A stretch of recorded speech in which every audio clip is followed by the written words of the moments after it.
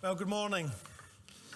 I know what you're thinking, what we're doing talking about wise men in December, but there's really not a really good time to talk about wise men. It's meant to be, I think, the first Sunday in January if you go to my church tradition, but we don't do that because we do something else first Sunday in January, so we're getting it this morning. And to be honest, since we put up this logo a few weeks ago, Follow the Star, the story of the Magi has been in my head for quite a long time. And just this phrase that I've kept on mulling over, which was, wise people seek Jesus.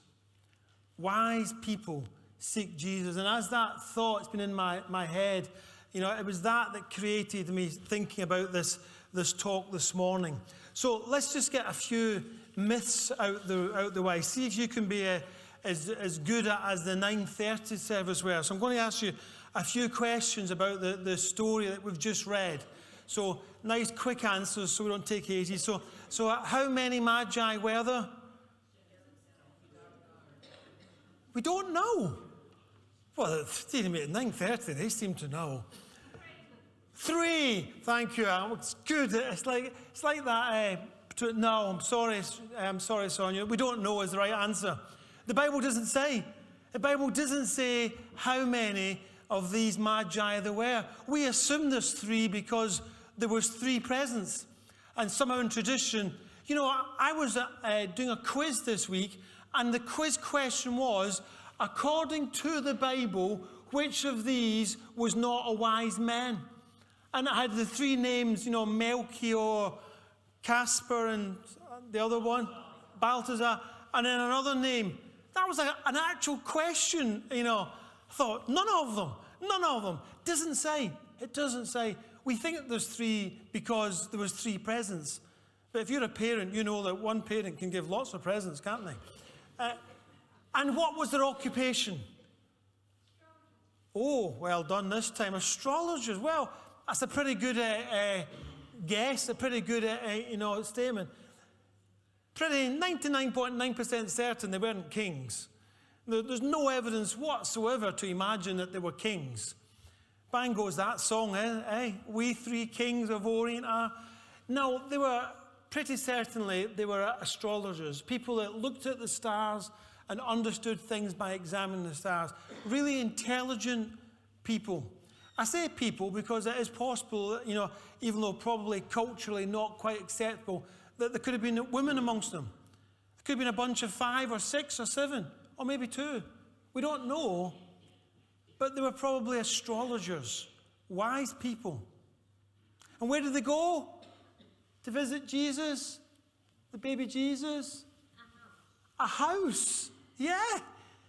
They didn't go to the stable.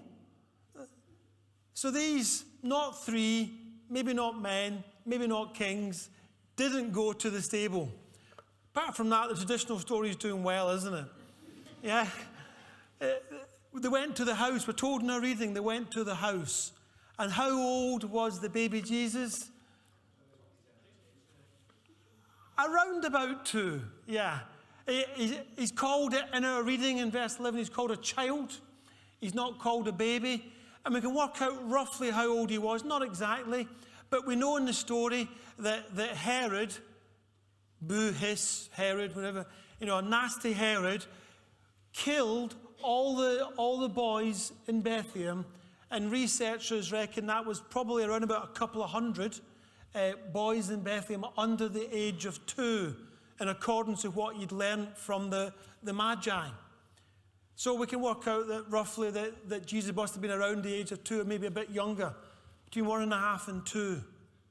So, in summary, the story we get from our reading, not from mythology and Christmas cards and carols, is that a bunch of wise people set out on a journey to find Jesus, and they went to the house where he was living, and they worshipped the child. And then they heard from God and went off home a different way. There's the story of the wise people. Or magi. If I say magi, it keeps me safe, doesn't it? So, what can we learn from that story? Well, I'm going to look at 3 or 4 things that we can learn from that story. And the first one is the thing that's been in my head and really started me looking at the story, which is wise people seek Jesus. These astrologers, these magi, did something absolutely bamboozling. I cannot comprehend, I cannot understand what they did. But these magi looked up, looked at the stars, looked at space, recognized that there was a new star, and thought, that star signifies the birth of a king. Let's go and investigate it. Let's go and seek out this king.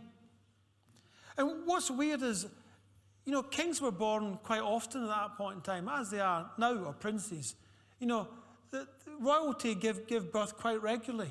But somehow, you know, this situation, these magi looked at this and said, no, this is different. This is different. And we need to seek out this guy. And from the story, we can work out that it must have taken them about 1.5 to 2 years to get there, to seek out Jesus. But how did they do it? How did they look up into God's nature, look up into the universe, and see this new star and follow it to Bethlehem? It's mind-boggling. And obviously, logically, when they got to Bethlehem, they went to the palace, because that's where kings are normally born, you know, and where the kings normally live, you know, in palaces.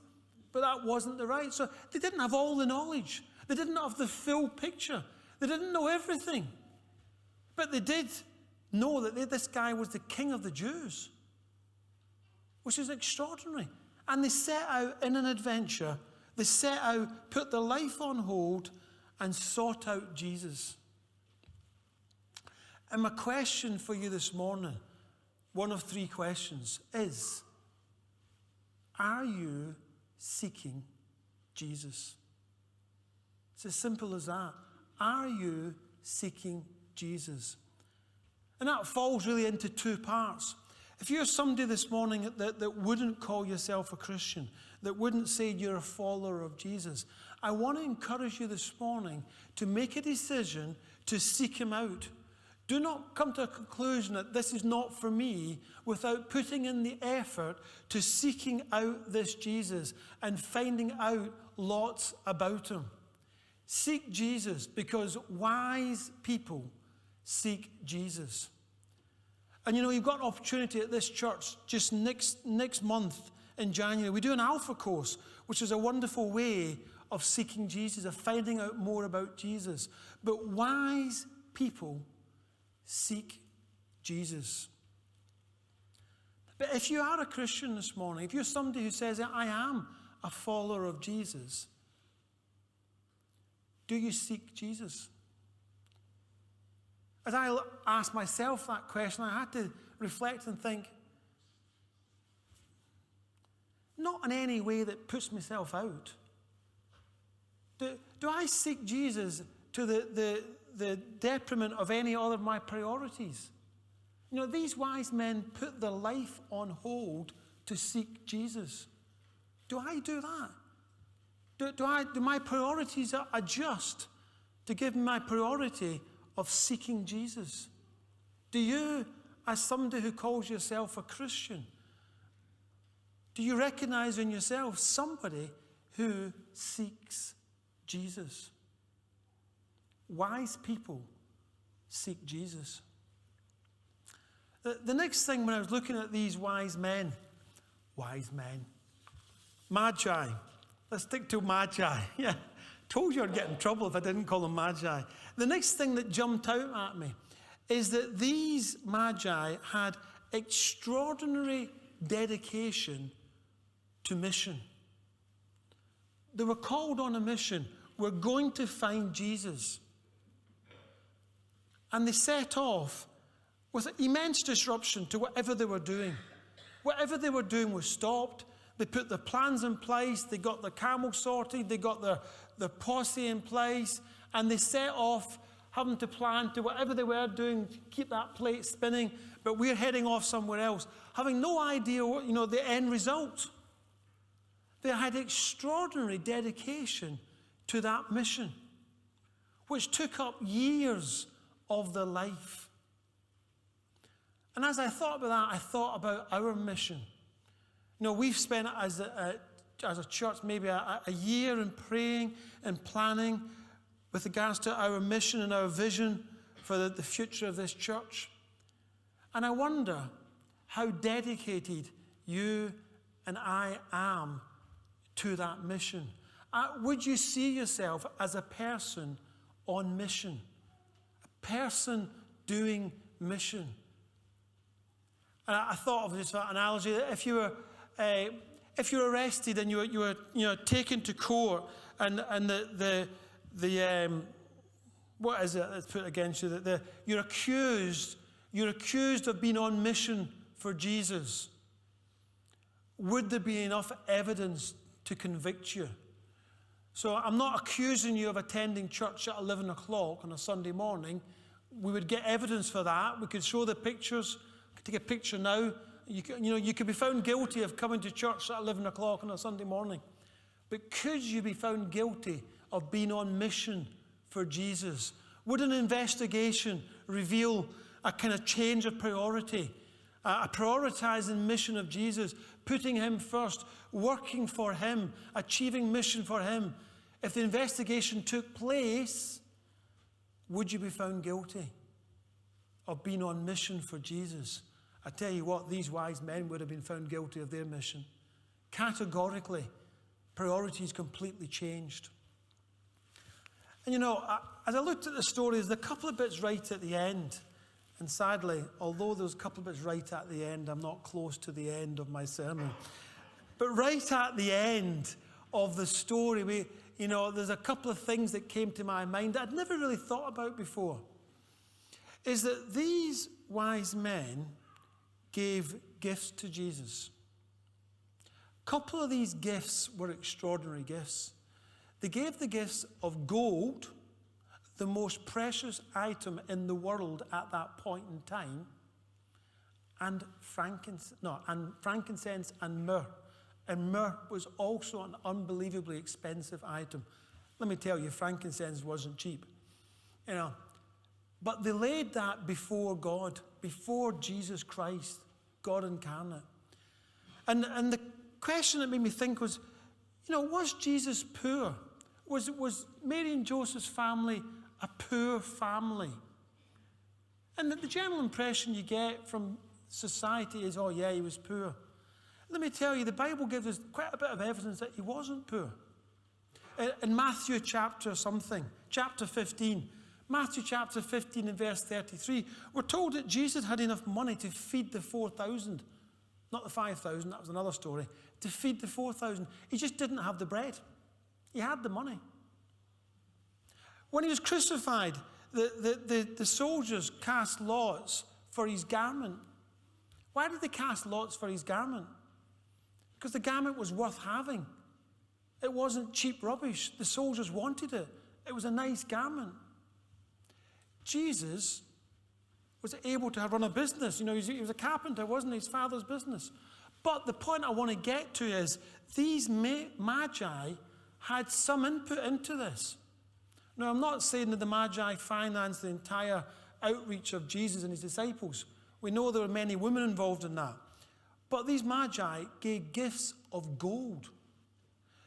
They took their worldly possessions and they laid them at the feet of the Messiah.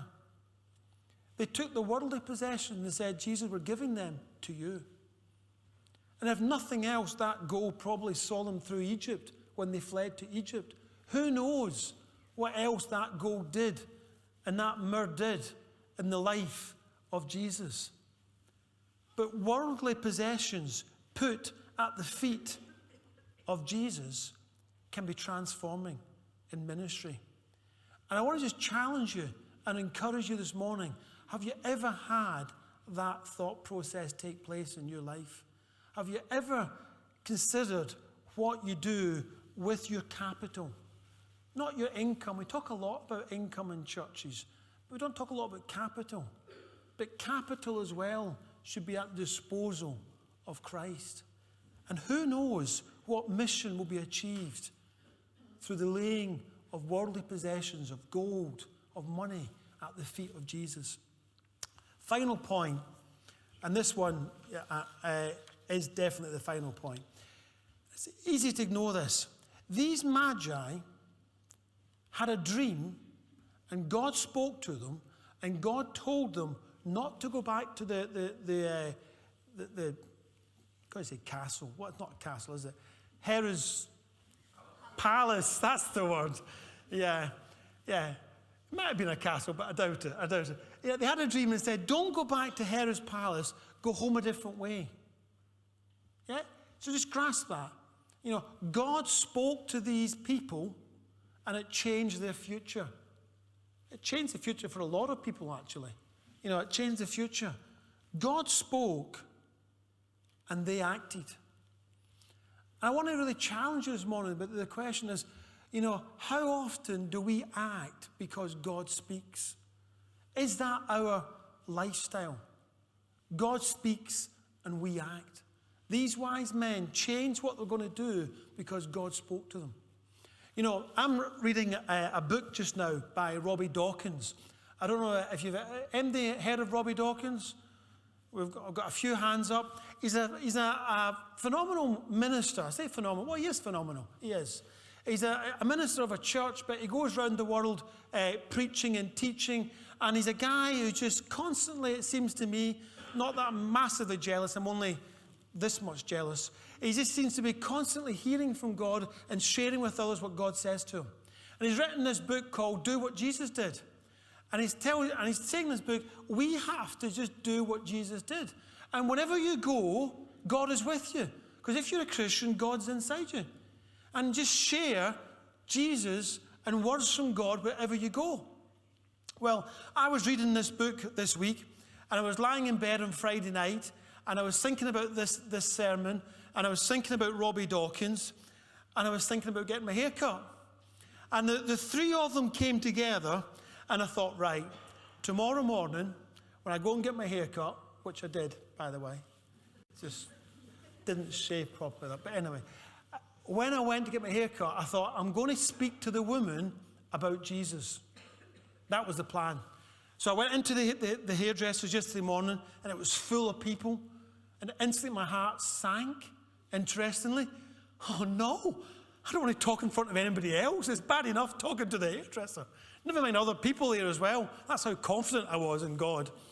And so I sat down eventually in my little cubicle, and I thought, okay, I'm going to tell this woman about Jesus. And I said, okay, how do I start? And I had this great line come into my head. And I said to the woman, last night I was lying in bed thinking about you. Yeah. On reflection, it wasn't probably the best opening line to the discussion, but, it got me into talking about things. She looked at me slightly strangely.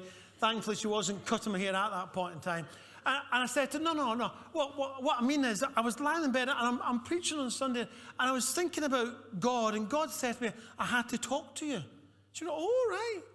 That's interesting. Let's face it, if you say that to somebody, it is interesting, isn't it? The big bit comes is when you've now got to say the next bit, which is, what is it that God's got to say? I said, what God told me to say was, because at that point in time, I've now got to go into the supernatural bit. Up to that point in time, it was guts and willpower and a bit of,